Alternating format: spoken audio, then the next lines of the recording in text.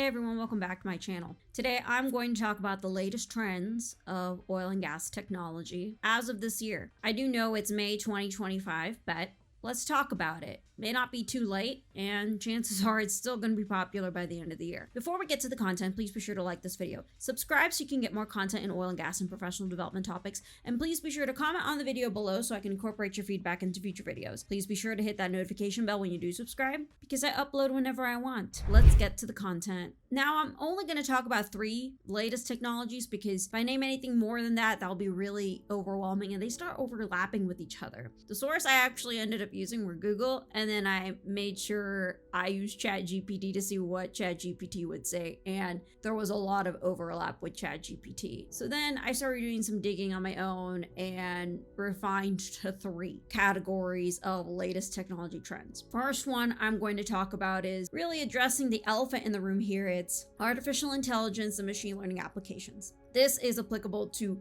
any subdiscipline in the oil and gas industry. When it comes to predicting production, when it comes to predicting drilling efficiencies, when it comes to predicting real-time frac monitoring or anything like that. There are a lot of artificial intelligence and machine learning applications, or AI ML applications, throughout all the subdisciplines in petroleum engineering. There is also an increasing fear with more usage of AI and ML. For example, is AI and ML going to replace my job?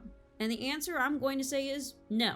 AI and ML is not meant to replace your job, rather it's supposed to change the nature of your job. AI and ML is supposed to reduce the repetitiveness, the human error, or human performance element that comes to copying and pasting, that comes to predicting, that comes to the reducing the bias and truly learning from the data, being agnostic to some of the factors that could influence our emotions when it comes to interpreting the data.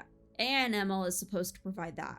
Now, I'm not saying AI and ML are perfect, because at the end of the day, it depends on what kind of data you're feeding these algorithms, whether if it's from supervised or unsupervised learning. I mean, garbage in, garbage out, right? So AI and ML is going to be an increasing trend. I know that AI ML has been an increasing trend because there is an increasing demand of data analytics and data science education, even within academia. I was asked last year to teach the petroleum data analytics course, and we did incorporate some AI and ML applications, fundamentals at least, to get a better understanding of how AI and ML works. I'm going to go ahead and put some papers in the description box just to give a starter kit for you guys on AI and ML applications on latest trends.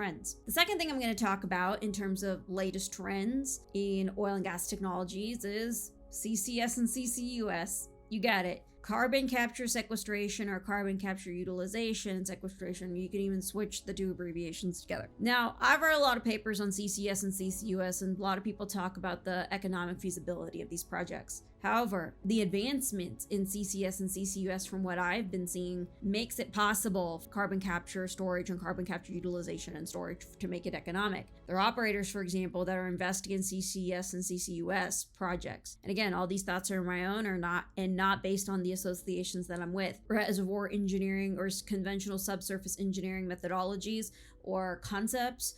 What can store carbon, and then how do you scale that? How do you make that more economic? How do you make it competitive compared to other projects, such as new capital projects that ensure oil and gas production in a period of time, or with the payout? How can we increase that demand of that environmental sustainability through CCS and CCUS? Those are questions I challenge you to make that possible. I would say CCS and CCUS are very viable technologies to be on the lookout for, especially their economic feasibility for 2025. Now, the last thing I'll talk about in terms of technological innovation or oil and gas industry trends are renewables, the energy transition. Everyone likes to call it the energy transition, but I personally like to call it energy expansion. It's energy expansion because you're utilizing other types of energy in addition to oil and gas in order to be a more energy independent entity. Or I would like to say an energy independent nation, but I'm not going to get too political over here. But the focus on renewables, on how to make renewables have the same, well, not the same, but have the volume of renewables to have enough BTU content compared to a barrel of oil, or even invest in nuclear energy, may not necessarily be renewables, but even invest in nuclear energy, which has an even higher BTU content, per smaller amount of volume compared to a barrel of oil.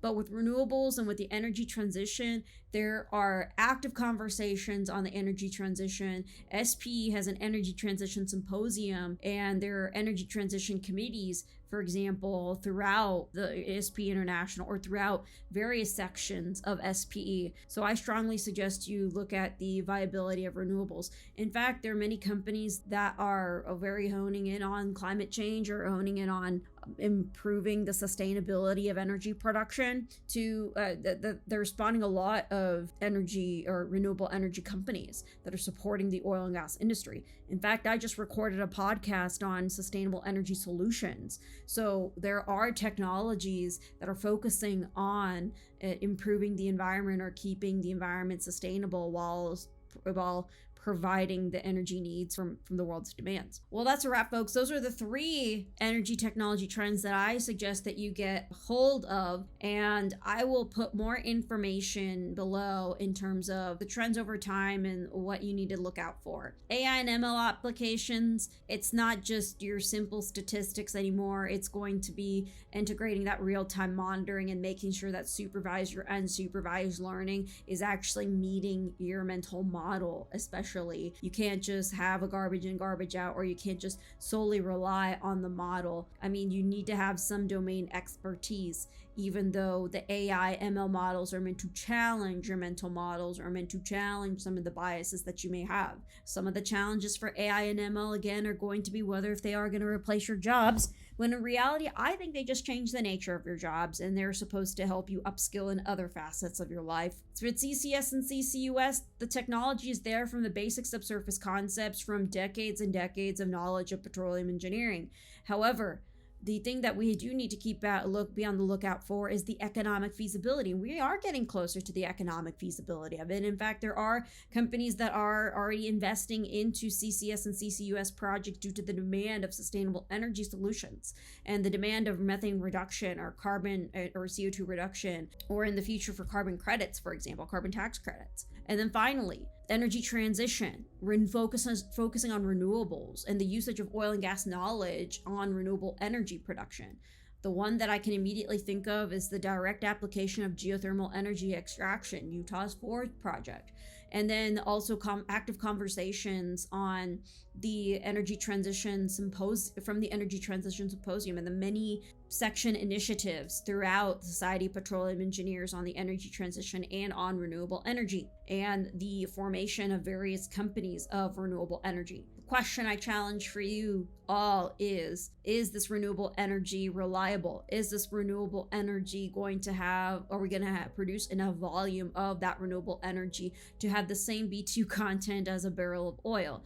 I mean, the inherent value or the inherent BTU content of these renewable energies is nowhere near of a barrel of oil, and oil and gas up until for the short term is definitely going to be the majority of fulfilling our energy needs. With that, all that being said, I think there is a big and bright future for petroleum engineers and the variety of careers, and it gives me so much hope. Despite the cyclical nature of the oil and gas industry, you'd be very myopic in the sense that there are not enough opportunities. I believe there are plenty of opportunities, and I just showed you 3 of those. You can get a job in data science and data analytics. You can get a job in the renewable energy space. You can get a job in focusing on CCS and CCUS.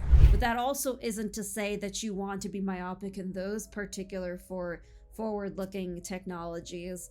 And sometimes it's also good to have that traditional oil and gas job. What I'm saying is there's more tools in your toolbox, and if you're not able to get that traditional oil and gas job, there are other options for you in the future. And hopefully these oil and gas technology trends give you that level of hope. That's a wrap, folks. This is Yoshi Pradhan. Well, a lot of people do call me Yoshi Pradhan, but my legal name is Yogesh Pradhan, and I'm signing off.